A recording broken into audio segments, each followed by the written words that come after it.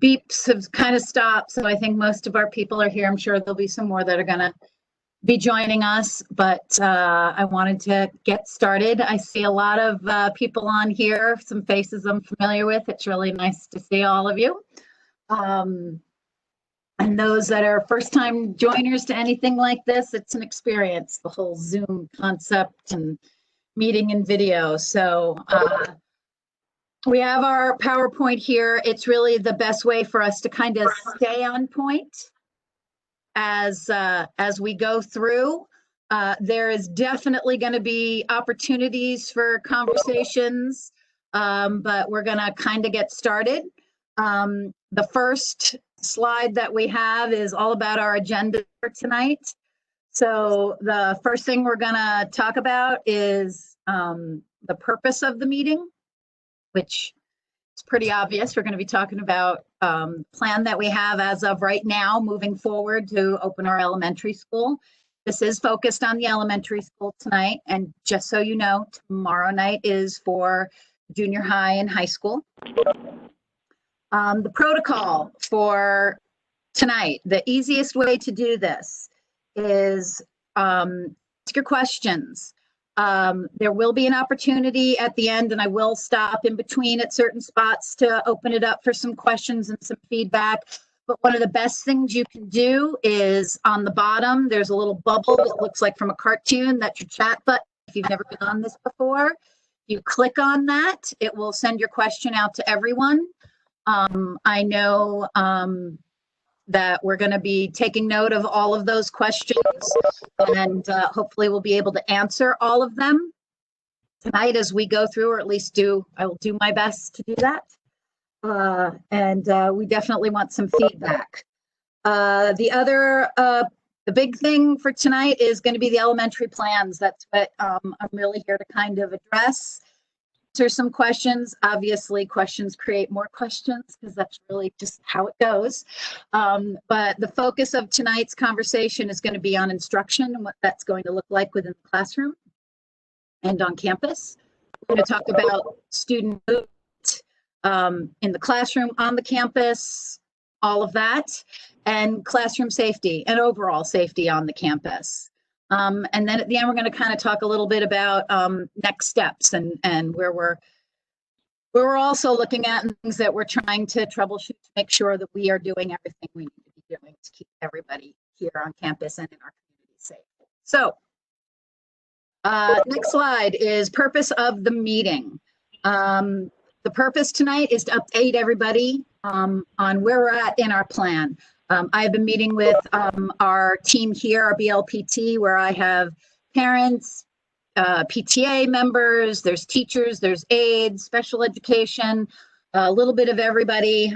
It's actually grown into quite a large group, so we've been getting a lot of feedback and input and questions and trying to troubleshoot things. So that's really helped a lot to build on our plan. I want to solicit feedback from all of you. I want to hear what you have to say. A lot of you have been using the email that's been provided on the website, which we'll get to also within this presentation for those who don't know about it. But people have been submitting questions to the district, and I say Dr. Glover has been extremely diligent in trying to answer all those frequently asked questions, and those are being posted on the website as well. So sometimes it's good to check those. And then we're going to talk about providing the next steps of planning. So meeting protocols, pretty straightforward. Make sure you're muted. I know Dr. Glover is going to try and man that for me tonight because I think it would just be too many hands for me to be doing all of that. So thank you, Dr. Glover. But if you want to talk, again, it's just a matter of pressing that little microphone and not making it red, and that way you can be heard. When questioning happens, or like I said, you can always put a question in the chat. To everyone or, directly, but if you present it to everyone, that's usually the best way to have a discussion. When we will answer questions as we move through the presentation. Now, up on the screen are two emails.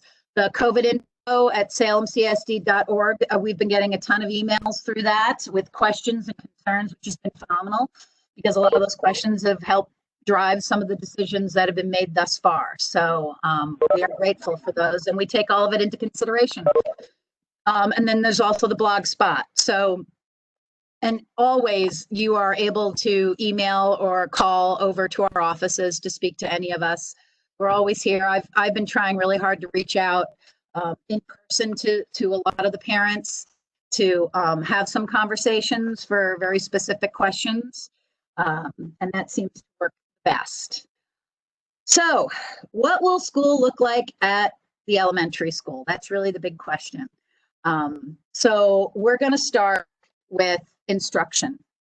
So as of right now, we have a modified schedule. That modified schedule is enabling us to split the number of students on our campus. It is going to be 2 days on campus, full days, and then 3 days of remote learning. We have split it as a Monday, Tuesday, we're calling that purple group, and then Wednesday, Thursday would be gold group, and Friday would be a remote day for everyone. So if your child is here on a Monday and Tuesday, then Wednesday, Thursday, Friday would be their remote learning days. If they're here on Wednesday and Thursday, then Monday, Tuesday, Friday would be their remote learning days, okay? Our kindergarten, what we are looking at right now is half days. The thought process behind that is we get them at least 4 days a week. We get them those days rather than just 2 days, and we feel like that might be a bigger loss for them. So we really wanted to get them here on campus as frequently as possible. So we turned to the half-day model for those kids. It is going to model the pre-K half-day, which is also 4 days. The only difference is we really, because of the little guys in the pre-K program, as of right now, we are looking to put a cap on those classrooms of 10 students each so that we can maintain social distancing. We all know the smaller they are, the harder it is for the social distancing to manage. So we really want to make sure we're keeping those kids as safe as possible. During that day, that structured day for all of our students, our focus is going to be on ELA and math, meaning those foundational skills. And that's elementary school. You know, we want to make sure they have those basics, that structural foundation in order to be successful throughout their academic career. And we know that there are going to be gaps because of what has happened to all of us. And we really want to make sure that we're focusing in on those areas so that we can make up for lost time and we can make sure our students are where they're supposed to be. And that's going to be our main focus. Our special education self-contained classroom, excuse me, that we have on campus will also be 4 days a week, but it will be full time. But still 4 days a week with the 5th day being remote. Any questions about that at all? I just want to make sure before I move on, because that's a lot to take, and I have some frequently asked questions in that realm, but I wanted to see if anybody had anything they wanted to ask at this point. Okay. So with all of the questions that have been coming into us, oh, here comes a question. How soon will parents know what days kids will go? We are literally at the point, Dr. Glover and I just met today, that we are finalizing all of that. And I am hoping within the next week or so that we'll be getting that out to everybody. So sooner rather than later is our best intention, because it looks like we have everything in place, but we'll be getting that out to you as soon as possible. I'll be talking about PPE in a moment, so I will answer that question. Okay, and we will also get to the cleaning, so I will answer those questions. So 2 of the big questions that have come to me through, and to Dr. Glover, through emails and phone calls, has been about the purple and gold groups. And a lot of people have requested, can they be on this day? Can they be on that day? So there's a lot of things to consider when we are looking at organizing those groups. We have taken into account if they have siblings on campus, not just at the elementary level, but at the high school level. So all of those students in that one family, they must be in the same group. We've also taken into consideration scheduling so that they are in compliance for IEPs and for 504 plans. We've organized those students. There's also that balance of our bus routes. Buses, they have to be socially distancing on buses.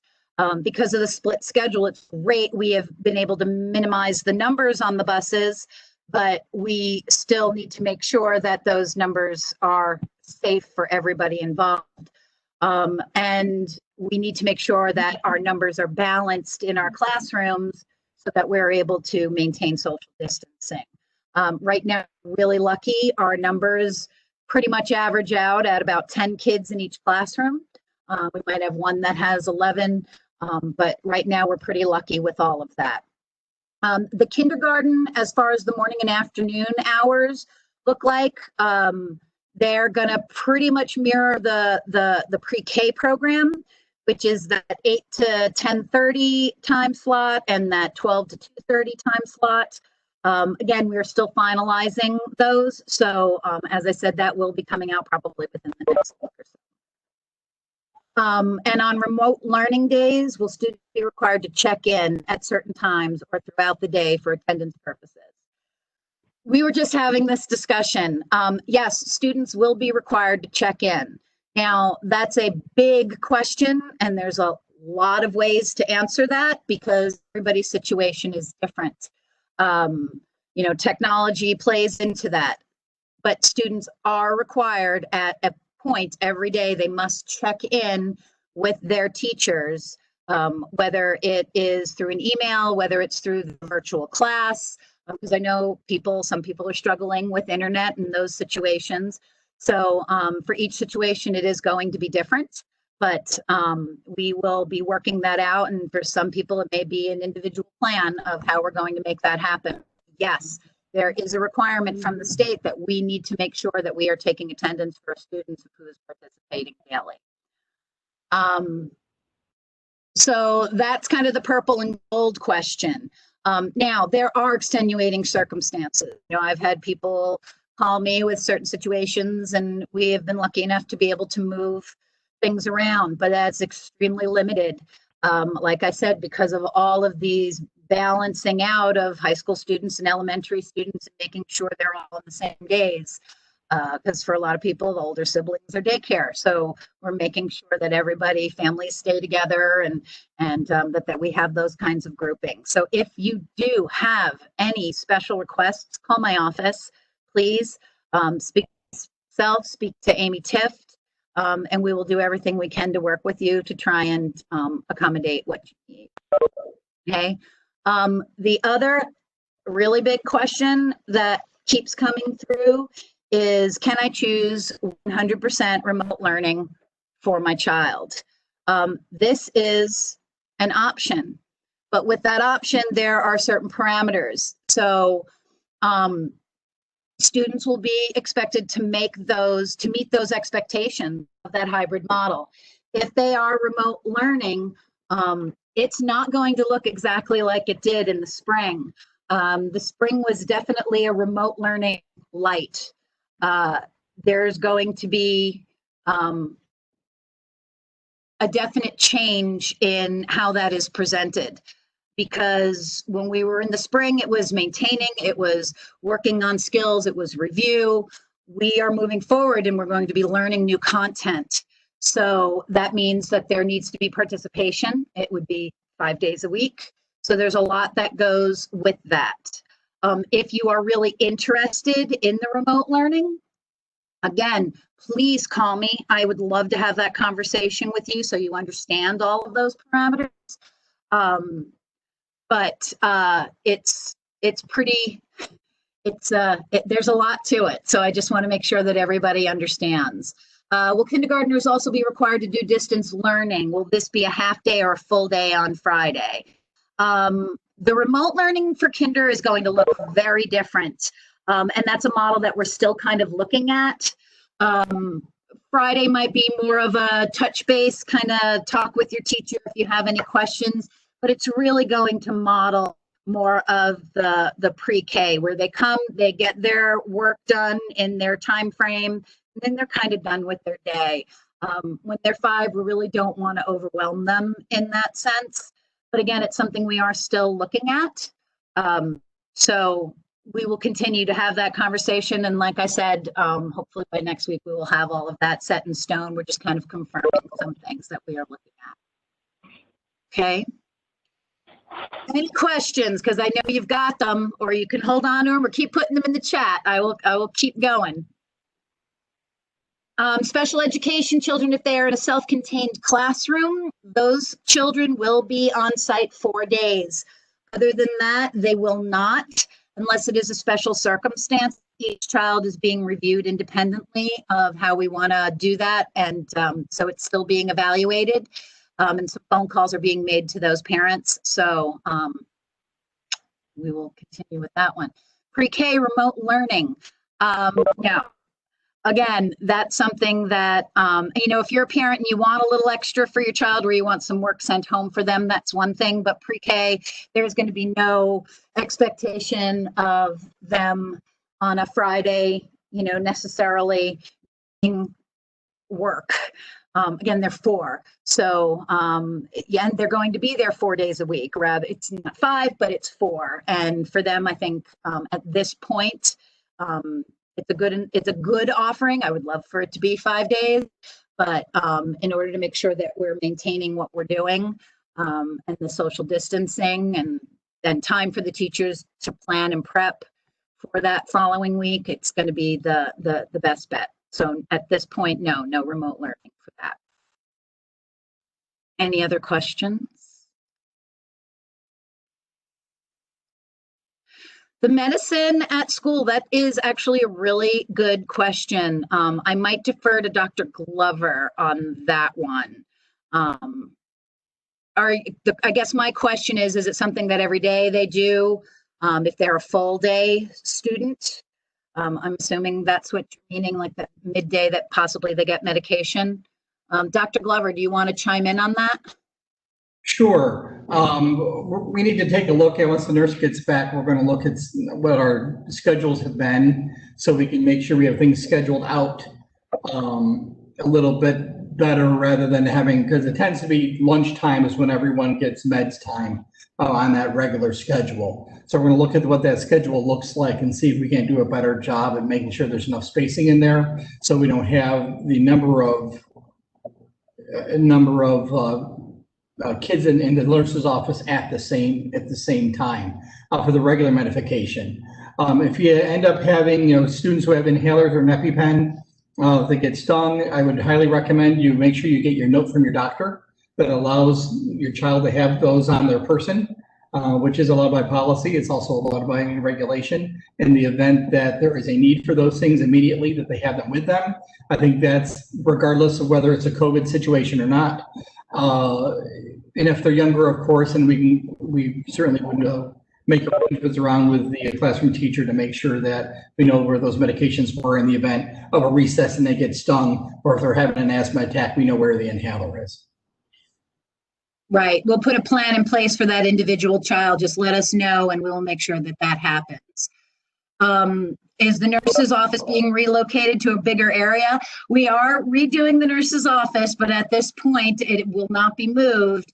But we are setting up, like Dr. Glover had said, some parameters as how to best serve our students so that her office does not get congested. We've talked about bringing in help and assistance. That might be a route that we're taking. We're not quite sure yet what that's going to look like, but it is a part of the bigger plan. Just really trying to manage the numbers of students going in and out of the nurse's office and those waiting. So I think it might be broken down into more chunks rather than everybody going in. It will be maybe one at a time so that we can slow that process down and keep that social distance going. Okay.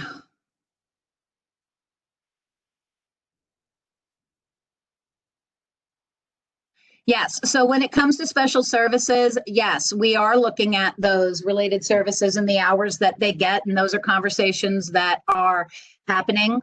For some, it might be 2 days in person, 1 day remotely. It may be something that looks completely different. We are looking at that. That's a conversation that Lisa Hanson and myself have been having. Trying to make sure that we are in compliance with what these IEPs are required to serve. So those are questions and conversations that are still having. We are looking to meet actually with our special education related services and special education teachers this week to try and get a better fix on that. And again, we will be sharing that with all of our parents of children that receive services so that we make sure that we're getting them what they need. If your child is in a self-contained classroom, you would know. It would be a part of their IEP, and right now it's a very small classroom, and those are the only students that will be attending during those 4 days. We have a couple of other students that we are looking at, but again, it's something that this week we are meeting on to have those conversations. For the 3 home days for 1st through 6th is the online meetings, instruction, etc. We'll be signing on Google Classroom and the other platforms with assignments in a homework fashion. Is this up to each individual teacher? 2 of these days, classroom teacher will be working with the other group. This is why I'm wondering what this will look like. So yes, yes, yes. They are going to have classrooms. Yes, there will be assignments in there. Some of it may be pre-recorded lessons that the student might watch the teacher with. As of right now, we're not doing live streaming. There's some conflicts with that we're still trying to figure out how we want to do that. A lot of it could be assignments where the teacher will come in and touch base with the student. They're accessible for questions, those kinds of things. We're still building that. We're looking at some possible professional developments for our teachers to make sure that we are seeing all of those angles and supporting our kids as best as we can. But there is an expectation. It's not just going to be, here's your work, do it. There's going to be teaching involved in that, whether it's through videos or links to things or maybe a story that they'll listen to. There will be aspects of that with the teaching piece. Recess, yes, I am working on a schedule because I want to get every single kid onto that new beautiful playground that is actually being put together the last few days. It's exciting to watch it go up. The modifications is going to be a limited amount of kids out there. We're not going to have multiple classes out there. We're going to keep it extremely streamlined. That is the plan. And we're still kind of contemplating on what that will look like. Will it be masks? Will it be socially distant? You know, and we're going to talk more about masks as I get through the slideshow, but we are definitely trying to figure out how to put recess in the day because we feel it's important for kids. You know, initially it was kind of, we can't do that. And then we started looking at it and said, we've got to figure out how to make this as part of the day. So that's what we are trying to do. So how will children without sufficient internet access do remote? Those children might be the kids that get more paper-based. It might be the phone call with the teacher that day. We're still looking at the structure of remote and partial remote and what that's going to look like because we want to see what our numbers are going to be. You know, if you're planning on doing remote, if that's something you're seriously considering, the sooner you let me know that, the sooner that we can put a plan in place because it really depends on our numbers what that's going to look like. If I have a huge portion of students, then we might do some changing around of teachers so that we can support those kiddos at home. So it really depends. But it is going to be hard with the internet access. I know that's a struggle. We've been talking about, you know, possible hotspots, things we can do to support. You know, we've been reaching out. I know Dave's been talking to the state and trying to figure out ways to bring some stronger internet signals out here for everybody. several people, I struggle with internet access at my house, so I understand that, and trying to put alternate plans in place to support my kid. So it is something we are looking at, but in those situations, it may be more paper-based than internet access. Are you going to remote students that are taught at home during the regular school year? I'm not sure if I understand that question. Ask that again, Holly. I'm not sure what you mean. Are you going to remote students that are taught at home during the regular school year? All right, rephrase that so I understand what you're asking.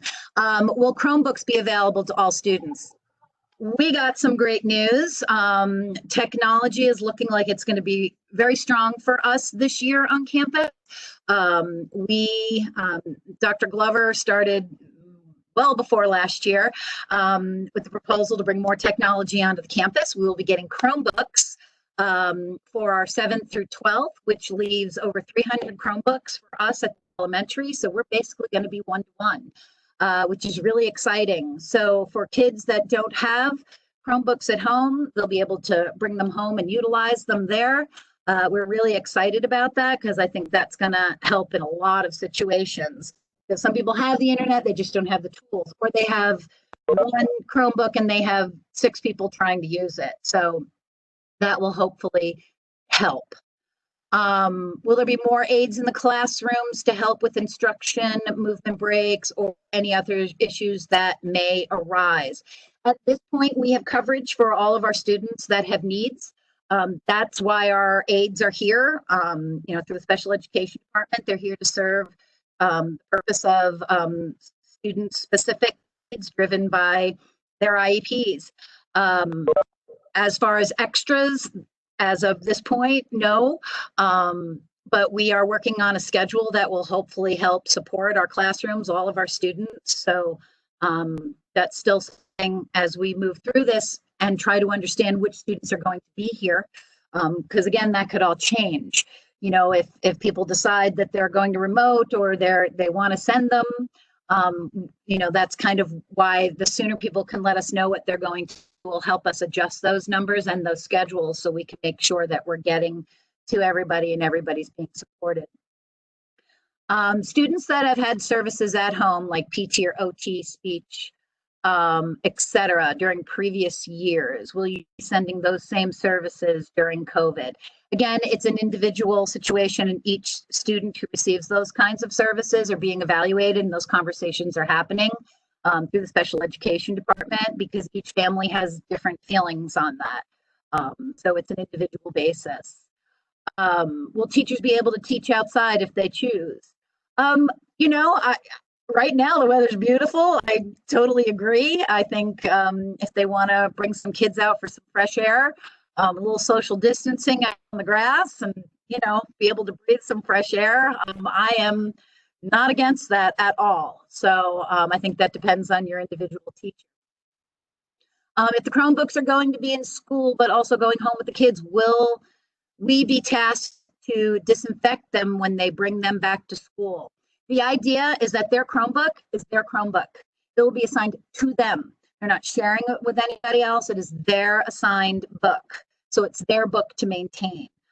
That's the thought process behind that. Now, you can ask a kid when they come in, hey, make sure you wipe down your Chromebook so that it's, that's a part of their morning ritual. That will help to keep those areas clean when you come over and you're with them. It could be take your Chromebooks out, wipe them down for the day, and let's begin. So there's going to be a lot of daily functions that are brand new, but they're going to become common. It's going to be a part of the daily ritual. These kids are real quick to catch on to what the expectation is. And in so many cases, a lot of them are able to just roll with it. Like they get it. I've watched kids after 2 weeks of being here and know their morning ritual. They know the expectation of what they're supposed to do.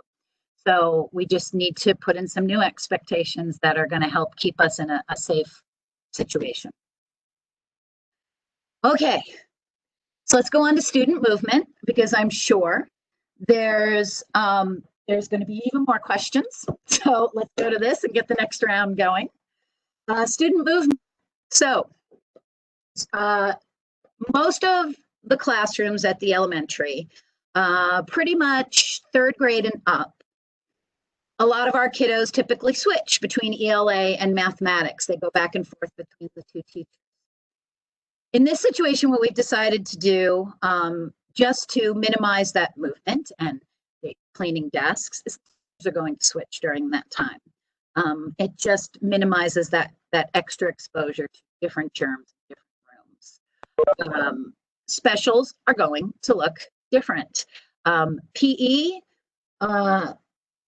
knowing Parker the way I do, he's going to want to be bringing those kids outside as long as he can.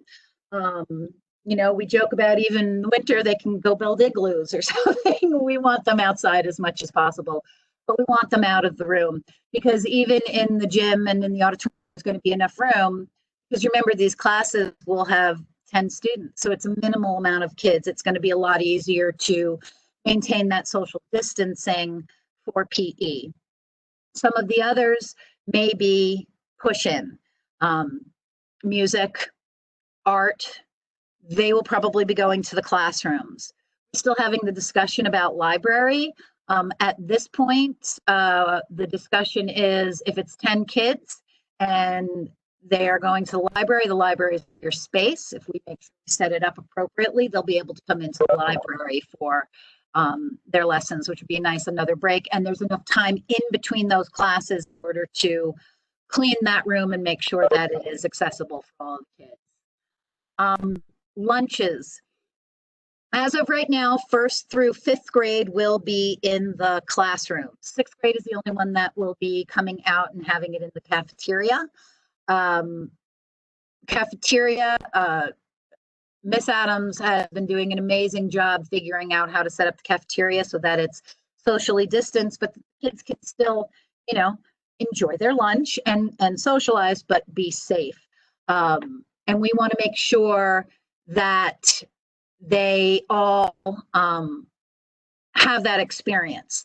But when we look at the younger grades, because of our schedule and making sure that all of our special education students are getting their services, that we make sure all specials are being given. The goal is to have those lunches within the classroom, maintaining social distancing, and kind of separating it that way. It would be great for them to have it in the cafeteria, but at this point, we feel this is the safest way to move forward and minimize any exposure. And for cleaning purposes, we just want to keep these kids safe. So at this point, that's what we're looking at. Will students in all grades get library and art still? At this point, based on the schedule that we have, because it's a 4-day schedule and classes are split. Right now, art will be provided by our art teacher that we have. It will only be for the lower grades, 1st through 3rd. Library, as of right now, will be for 4th through 6th.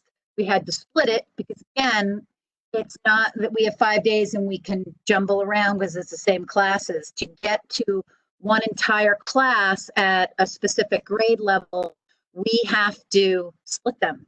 So that's twice for one class. So it really limits the schedule. But we are talking about ways to have art for those upper grades. Maybe that could be virtual. It might be assignments that way. So it's going to be a definite blend. And I think Karen Fraunhofer is trying her best to think of every single way that she can get library to every kid on campus. One of the ways that we are talking about for those younger kiddos is doing more of a support in those rooms for library, where maybe she'll come in and she'll read to them. We're talking about library books, doing checkout carts per grade level rather than kids going into the library, bringing books that are more geared toward what they're studying at that grade level, as well as special requests. So there's a lot of thought going into that. It's not set in stone, but it is something we're still looking at. We're just trying to figure out the best way to do that for all of those kiddos. 6-foot floor markers for hallway safety. Dr. Glover was very excited today to tell me about stickers that he managed to find for us. They are round. They have the general on them, and we're going to put them on floors throughout the entire building to mark off all 6-foot spacing, which I think is brilliant. So we've got that going for us. We've talked about directional stairways. We're, up the down staircase. We're going to have arrows. This is the one you go up. These are the ones we come down. So there's no crisscrossing. People are just behind people. So there's none of that passing and facing one another. Again, we're just trying to come up with every way possible to minimize anything like that. And we talked a little bit about playground and recess. We definitely are trying to figure out how to do that to make sure that kids have access to that. Will pre-K kindergartners still have a lunch period? As of right now, they're not going to have lunch on campus. We are providing a snack time, which will also be, recess, snack. We want to have that movement for those guys. It's important at that age. But we've talked about possible the providing of lunches to go home with students so that they have them. So that's that again is also probably a Dr. Glover question. But it's something that we're working on with Wendy over in the cafeteria of how we want to make sure all of our kids, even on the days they're not here, we're going to make sure that they get those meals. So it's just trying to make sure we have a plan in place to make sure that those students are provided with lunch, those that need them. Water fountains and bathrooms. So bathrooms has been a big question. That's another one that I've been getting a lot of. We've been talking a lot about what that's going to look like. Possibly making a schedule that gets a little hard with the younger kids, bringing them in groups, making sure they're monitored. Dr. Glover and I had a whole conversation about water fountains versus hand washing stations and maybe trying to convert our water fountains into that to make that more accessible for hand washing. So those are conversations that we're still having, and we're trying to solidify those as well. It's harder with the little guys because we need them to wash their hands. That's my big thing. Wash your hands, wash your hands, wash your hands. There will be antibacterial material for them to use, but we all know that nothing tops washing your hands. That is something we are still looking at. When will we know which days our kids will go? Apologize if answered, meeting dropped for bed. Oh, sorry. We're hoping to let everybody know within the next week or so. We have the schedules, we're just solidifying them. And as I stated earlier, with the purple and the gold days, if people that have those special requests, we'll do our best to adjust for you, not making any promises. That's why we're saying get those into us as soon as possible. So if we can do it, we can do it. So we can get those schedules out and we can confirm up our bus routes and have those numbers, because we need to have everything in place, because we're at that point, we're ready to move forward with everything.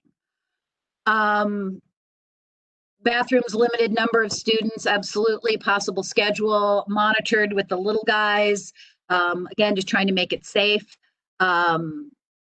And again, when it comes to being safe, pick up, drop off locations. We've been talking about how do we do this? How do we separate everybody so it's not this big, 20 kids at once rushing the door.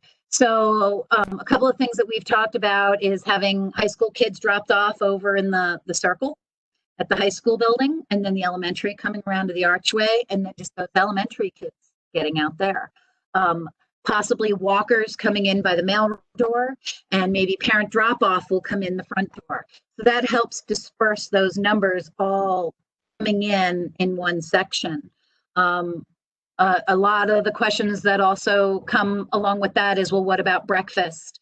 So one of the things that we have a major concern about is those kids coming in and hanging out in the cafeteria in the morning, a lot harder to monitor. So we've been talking about supplying breakfast for those kids that want it. So when you come in your building, there'll be a cart there with breakfast. So you grab it and you go to your classroom. So that's something we are still working with Wendy.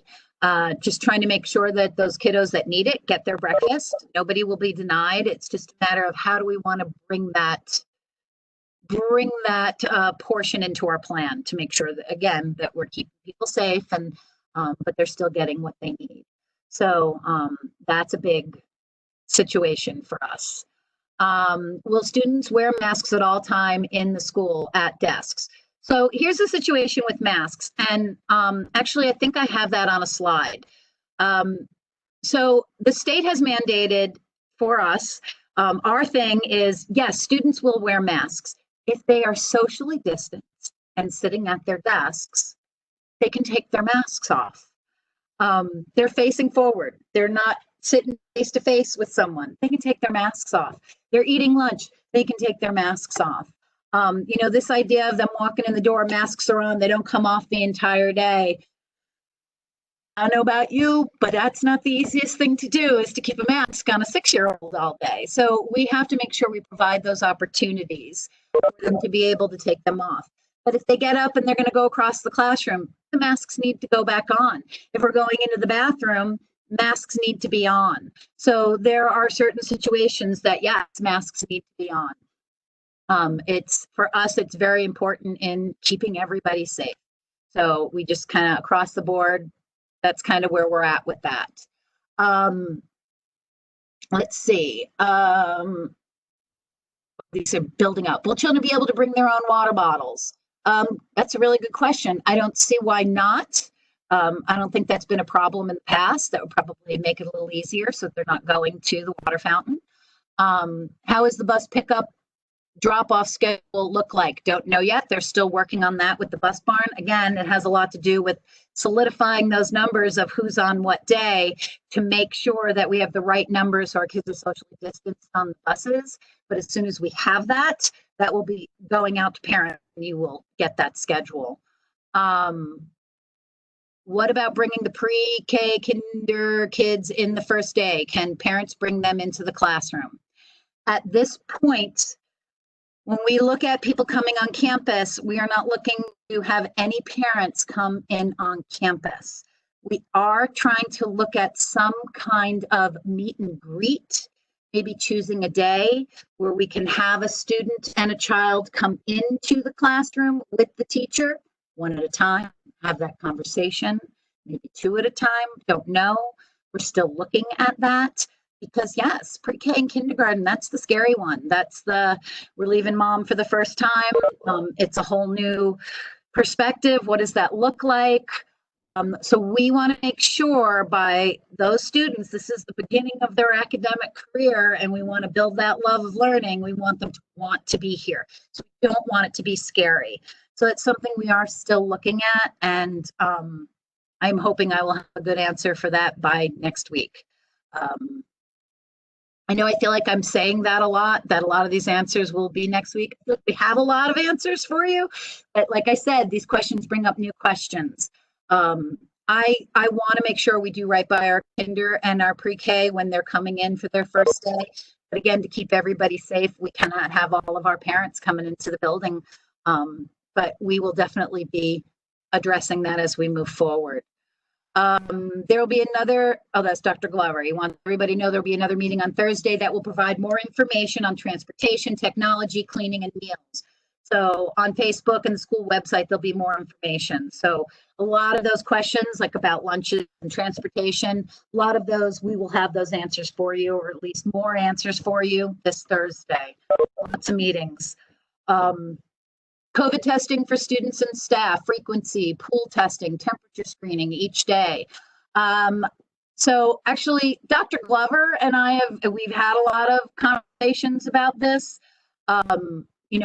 We want to put some kind of format into place for screening kids when they arrive on campus.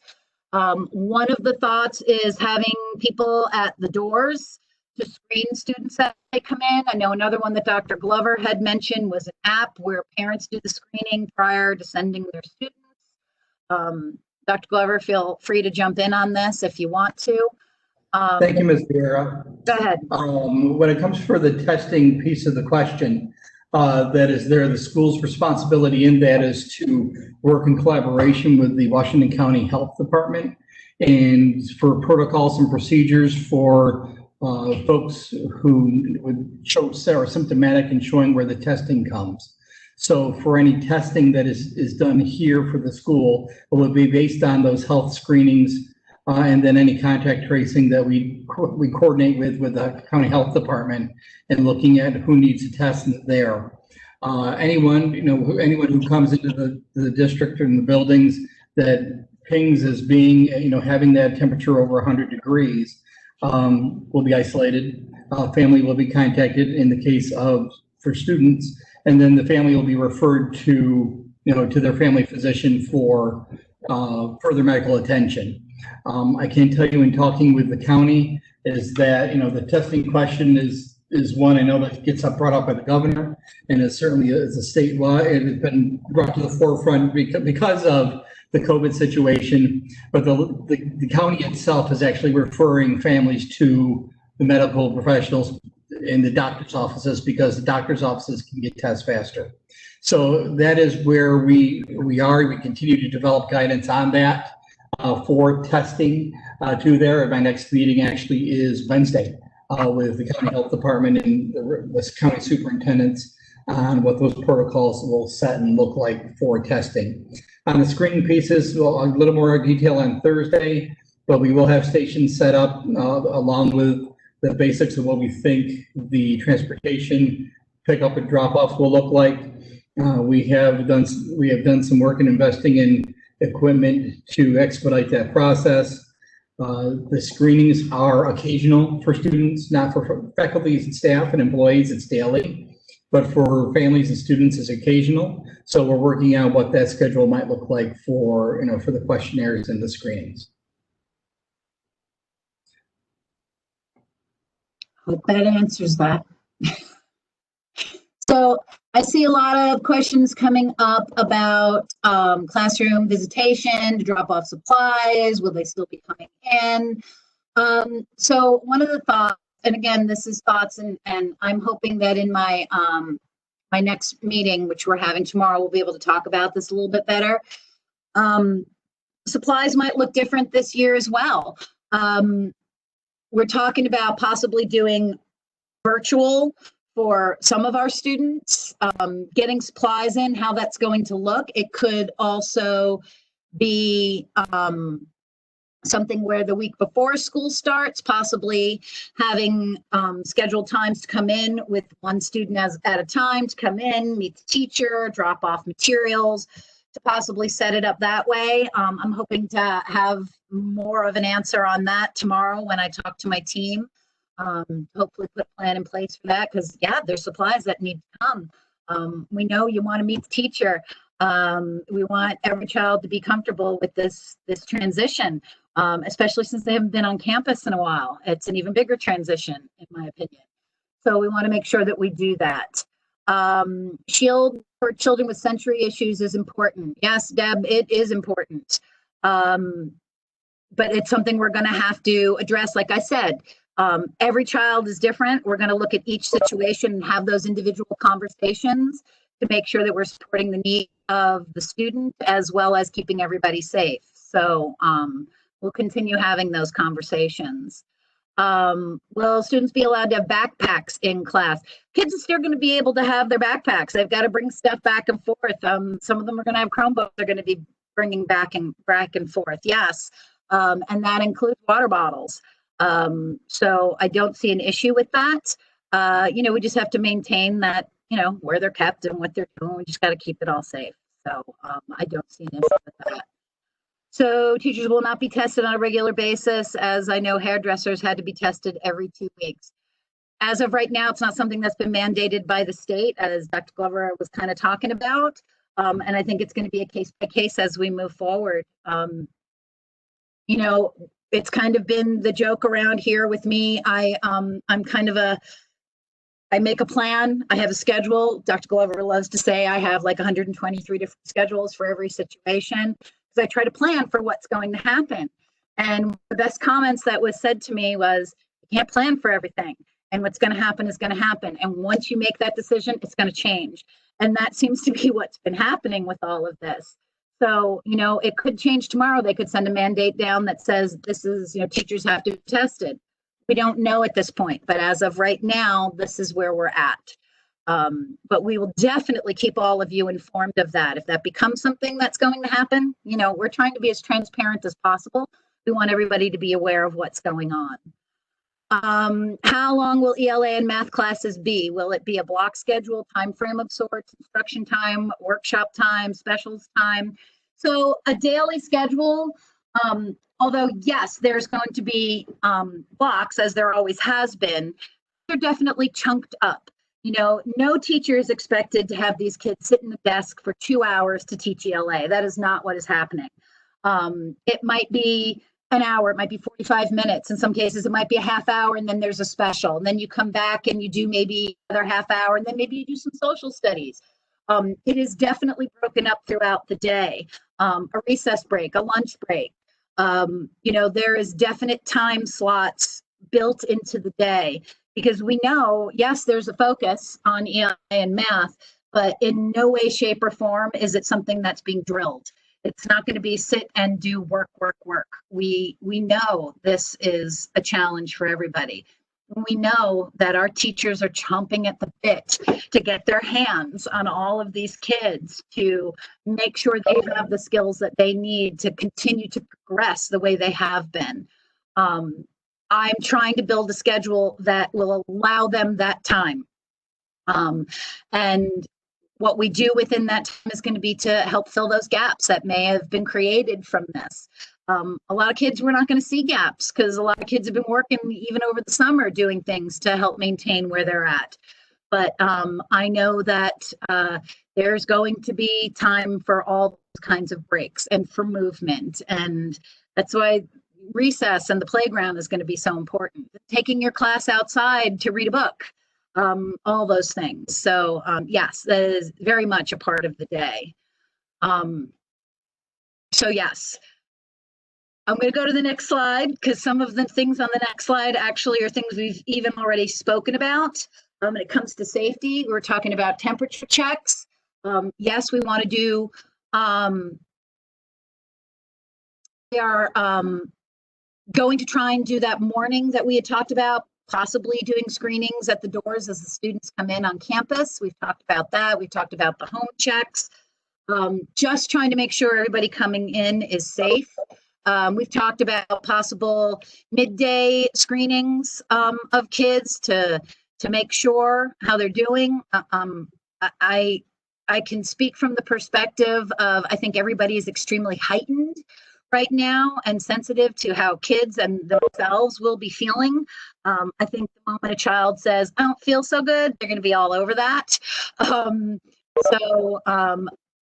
But we are definitely trying to come up with some kind of a schedule to make sure that everybody is being checked. The mask, social distancing, really kind of exciting. One of the big issues comes with the masks of, okay, my kid's going to drop it in the bathroom. So-and-so is going to swap his with someone else. You know, these are a lot of genuine concerns. And being an elementary person, you know, I can see those issues. Our PTO or SEPTA, they have been gracious enough through the PTA to purchase lanyards for every single student on campus so that they can attach their mask to their lanyard. So if it's dropped, it's attached to their lanyard. They want to go to swap, it's going to be a little bit harder to get it off that lanyard. So it helps to minimize that. So we're kind of excited about that because I think that's going to help a lot with a lot of those issues. You know, masks, as far as masks go, and I actually have another slide that addresses that. So, oh, thank you, Megan Aubrey. Yes, 700 lanyards were purchased. Students, teachers, staff will all have one. That's so exciting. So we thought that was a really good idea because I think that's going to solve a lot of issues. And I'm going to talk a little bit more about on the next slide, so I will get back to that. But there was a question up here. What was the thought process to not have first and second grade there 4 days a week? That was a huge discussion that we had.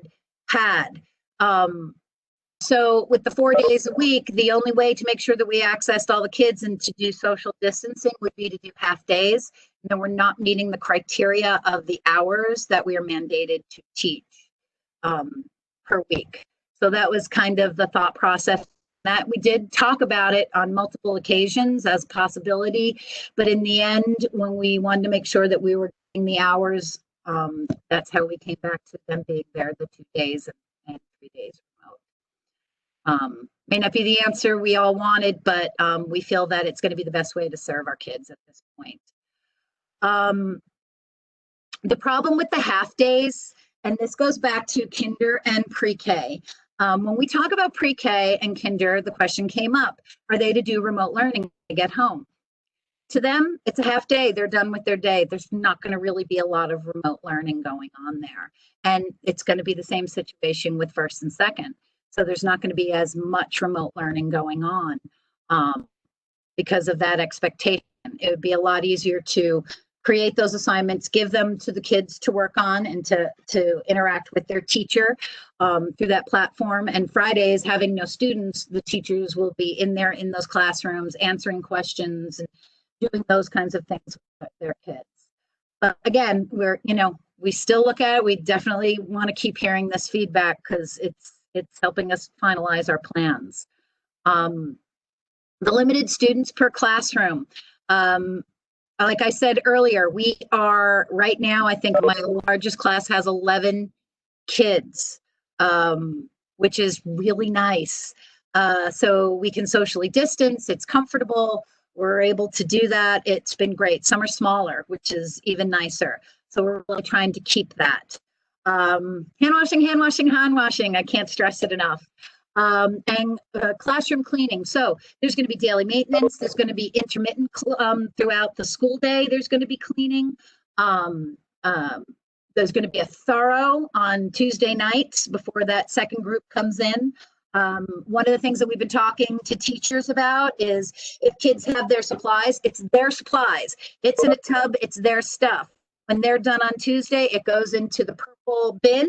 It gets put away until the following week. It's their stuff. Nobody else is touching it. The inside of the desk, the outside of the desk gets clean for the next group, and they come in and they put their tubs into their desk. So it's their supplies and nobody else is touching it.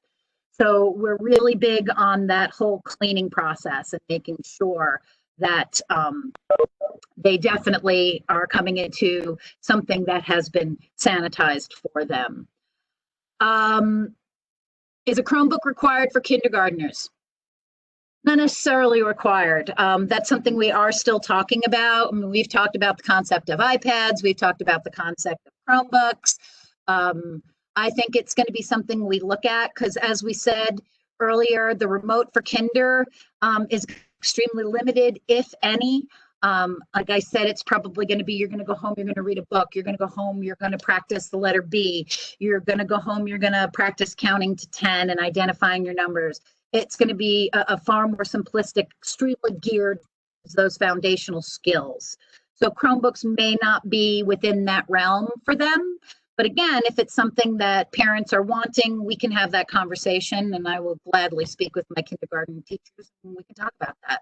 Because I have in the past had parents that have very specific plans for kids. It's something that maybe they want or need for them. So the next slide that I have speaks specifically to face coverings, because this is a big issue. Students and staff are required to wear cloth face coverings whenever they are within 6 feet of someone. So if you can't social distance, so that's in the hallways, in the restrooms, any areas they may congregate, including buses. Kids will be socially distanced on buses. We're talking assigned, but again, Thursday, he's going to talk about those issues a little more specifically. Students and staff can remove their masks during meals, instruction, at their seat, taking short breaks, unless social distancing can't happen. If you've got kids on top of each other, we need to have masks on, plain and simple. I think that that's going to be what we're looking at.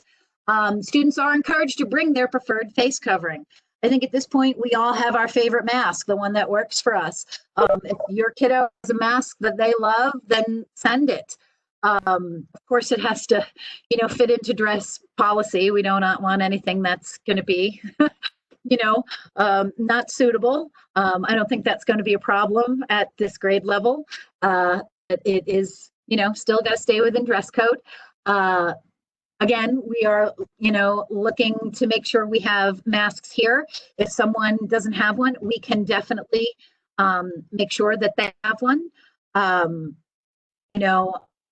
We just want to keep everybody safe.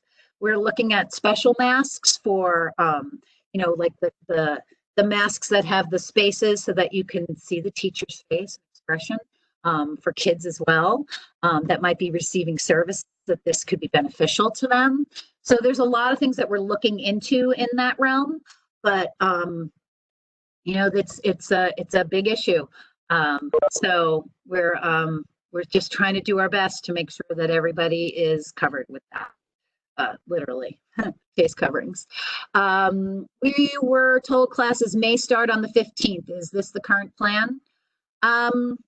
It's one of the things that we've been discussing. I'm not sure, Dr. Glover, do you want to speak to that, or are you okay with the meeting, that conversation? You can go ahead. Okay. So one of the things that we've been looking at, we know that initially, let me pull it down. I want to make sure I have my right dates. So initially we do the Superintendent's Day on the 8th, and the 9th is typically the first day of school, that Wednesday, Thursday, Friday. So when we've been meeting in these BLPT meetings that we've been having, where I've had parents and everybody else coming to these meetings, in the discussions, the big thing that keeps coming from parents, including emails and phone calls that I'm having, is training. Teachers need training. They want to make sure that they're covering all their kids. What does remote look like if you don't have internet? What does, that digital classroom look like? Parents' questions are, how do I log into Google? How do I do this? How do I make sure my kid's doing their work? So we started talking about it, and talking to Julie Adams at the high school, she was having the same conversations and the same questions. So the concept came up of taking Tuesday, Wednesday, Thursday, Friday, that entire week of the 8th through the 11th, to do professional developments for our teachers, to set up maybe some PDs for parents to support them, having some small virtual classrooms with our students as well, so that maybe for those kids who know the teacher they're going to, they may not have to come into the classroom. The virtual may limit those numbers coming in, and have those strong ones. So the thought would be then for the first day to be on Monday, the 14th. This way we feel our staff will be far more prepared to come into the school year. And we also feel that it provides a service to our parents to make sure they're a little more comfortable with the technology. We're sending a Chromebook home. There are people who, it's their first time with a Chromebook, so we want to make sure that they're comfortable. They can log in, they understand how to get in and access all of those platforms. So we're trying to organize some trainings on that, just to make sure everybody is comfortable. So yes, they may start that following Monday, which is the 14th. So that's kind of what we're looking at. We're pretty confident that's how we're going to move forward. But again, that will be coming out to the public. Like Dr. Glover and I keep saying, probably next week is when we're going to let everybody have that solid. We just want to confirm it up on everything, because again, we're looking at all this feedback from tonight, tomorrow night, and Wednesday and Thursday to solidify the plans. So if we get a lot of feedback on one specific thing, then we're going to reevaluate that. So that's why some of these we're waiting, because we want your feedback, and we want to make sure that we're supporting our families as well, and your perspectives. So a face shield alone is not acceptable. I have a student who reacts adversely to a cloth face covering. Is he fine with a shield? Like I stated earlier, each child is going to be addressed individually, and that's conversation we can have with Lisa Hanson. We'll have a parent and with any service providers, and we'll have those conversations to see what we can do to make sure that they can access their education no matter what that looks like. So we can have that conversation. But again, that's an individual, so we can do that ourselves. So I see that, Stacy. So email me and we'll set up a meeting. We'll have that conversation. Okay. Any more questions about face coverings? Okay. Next slide. So the what ifs, we've kind of talked about some of these as we've gone through. Someone at school is determined to have COVID-19. And I had this conversation today, basically, yeah, we have a pretty strong plan. We're following state guidelines as of what we are supposed to do. We're going to send them home. They're going to have to be tested. They're not going to be able to be released until they've been cleared by a doctor. Because we are so adamant about our social distancing, we know that it will limit numbers and exposure, and we will know where these kids have been and be able to do our own contact tracing to see they have been exposed, and we will move forward from there. It's a big question. It's what a lot of the districts are looking at and having a plan in place. And it was interesting because when I asked Dr. Glover, he was so confident. He was like, "We have our plan. We know what we're doing." So I think that made me feel a lot better knowing that those parameters are in place. If your child is ill, what do you need to do? If you think they're sick, don't send them in. That's really my biggest request. If you think they may be sick, or if you've been exposed or someone's been exposed, you might want to get them to the doctor and get them tested, or keep them home for a bit. Evaluate that situation. This community, one of my favorite things about it is a very close-knit community, and everybody looks out for each other. My goal is to look out for everyone in this situation, because if one kid comes in and they're sick, they've now exposed their classmates, they've exposed that teacher and all of their families. So we really want to just try and take care of each other in this and make sure that everybody is healthy. So if they're sick, we got to keep them home. The big question I keep getting is technology, connectivity issues. Technology, I think we've gotten a good handle on that. You need a Chromebook, let me know. We will make sure we get Chromebooks in kids' hands. We'll make sure that they have the technology they have. Connectivity issues, we've been talking about this. We've been trying to talk about hotspots and areas that might be able to be accessible for students. We've talked about the library and possibly utilizing that space. We're kind of asking around at different places that might be areas kids can go to. When I look at certain students, I say, well, your neighbors with so-and-so and they have it, you don't. Let's talk about maybe having a technology day.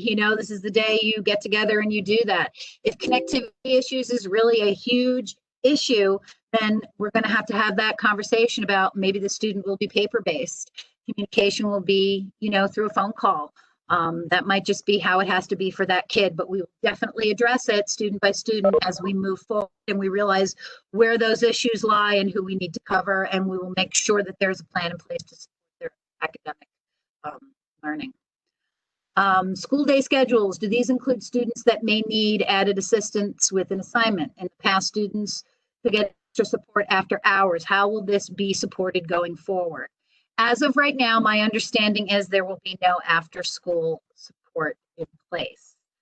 We are talking about other kinds of alternatives, but right now what it looks like is it's going to be remote, whether that's via phone, whether it's via Google Classrooms. So it might be on Tuesdays and Thursdays, Ms. Green is doing a math group for support, because she is notorious for her after-school math groups.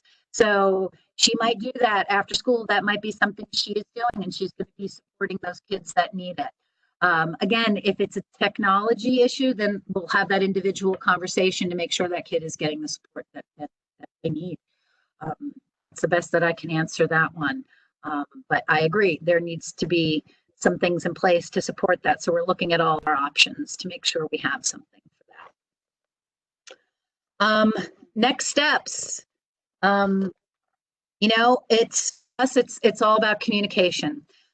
We have a FAQ document, the frequently asked questions. Like I said, they have been rolling in to these 3 email addresses that you're seeing on the screen right now. The COVID-19 info at salemcsd.org, those of you that may not have it on their screen. The www at salemcsd.org, if you go to our website, it is posted. You can ask any question. You can email me, Dr. Glover, Julie over at the high school. You can call. We are accessible. Ask your questions because every single one gets filtered through Dr. Glover and Julie and myself, and we are doing our best to answer all of them. A lot of your questions tonight, those that are in the chat, we are going to be printing all of those off and making sure we have answers for them. They'll probably be posted on the FAQ sheet. It gets updated. I know it says here, expect an increase in frequency as school approaches. There's going to be more questions and answers on that posting. So it's one of those things, if you have a question, check it out first. It might already have your answer for you. Because I know you're going to walk away from this and you're going to go, I have another question. Let me know. Email me, phone call, text message. If I do not answer right away, I will get back to you because 9 out of 10 times I'm trying to get the answer for you so that I can answer it appropriately. Or Dave is making sure with the state that we are in compliance and giving you the best answer that we can give you. Does it help for parents to let you know in advance if the plan is to transport our own children to school? Will this help plan? Yes, yes, yes, yes, yes, yes. I know Dave is going to address this on Tuesday, but I will tell you right now, if you're planning on transporting your own child because you are not comfortable with them being on the bus, then by all means, transport your own child. That would be great. If you are planning on do that, please let us know. It will just help with our numbers so that we know. It will also help with planning out the bus route. So we'll have more effective times. And granted, as always, the first couple days are kind of off a bit because we're still trying to figure it out because bus routes will look different this year. It's definitely going to look different. But if you do have a very specific transportation question, you can always send it to Dave, Dr. Glover, or you can send it over to transportation. Either way, if you put it through any of these venues through the website, your question will be answered and we will get back to you as soon as we can with an answer. So I hope that answers as many questions as I can. So I know we did a lot of questions, but the next screen is, any questions? If you want to unmute and you want to ask, let us know. I know Dave can probably unmute you, or you can unmute yourself, or if you just want to continue putting them in the chat. I hope I have managed to answer as many questions as possible. It's a lot. I know it is. And I know we're going to have questions as soon as we get off of this. But send them to me, please. I promise to do my best. And I hope we're all trying to put a plan in place that supports everyone. I know not everybody's going to be happy, but we're doing our best, and our underlying mission through all of this is to keep our kids safe. We want to keep them safe so that they can come back and be at school. We want them here. We miss them. So please, please keep the questions coming because it's really helping drive how our plan is going to look. Any options for pre-K students to learn at home with packets? Yes, definitely a conversation that we can have. I know technology for the smaller guys is definitely harder. They're not really going to be accessing Chromebook. That might not be the easiest thing for them. So call me or email me, or just email me your phone number and I will give you a call. And I'll be having those conversations with my pre-K teacher, Mr. So, and we'll see what we can do.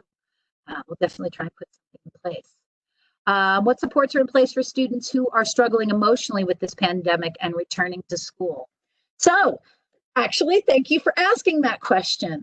Although it is with heavy heart to say that Miss Bev Kratzer has retired. We have managed to hire a new counselor.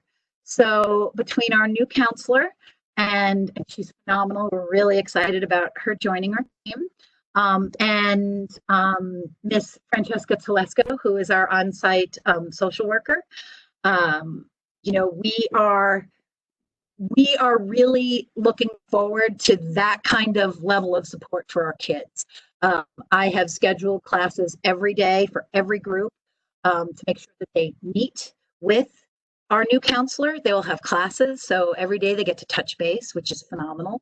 And as the kids get a little older, and obviously there's other issues that are impending, there's a little more contact. And she has a very open schedule, which is nice, so she can do those individual one-on-ones. And I think it's going to be great for them. So that is exciting news. If we have someone that we feel that it is even further, then again, we will reach out to those families. We can look at other outside sources to help support the family and the child. We are definitely, as much as the academics and the social aspect is important, the mental health of our kids right now, I think just seeing their friends is going to be huge. But we know there's their baggage that's coming, and we want to make sure that we are prepared to support them.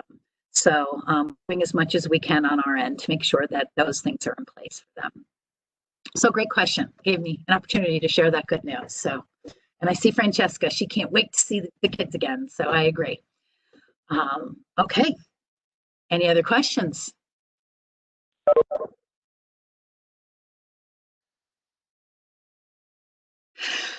I feel like all I've been doing is talking. So all right.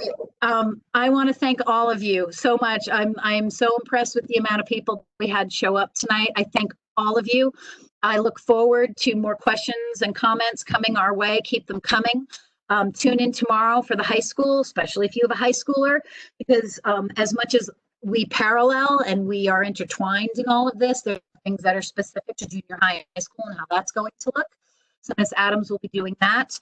And then Dr. Glover will be on Thursday.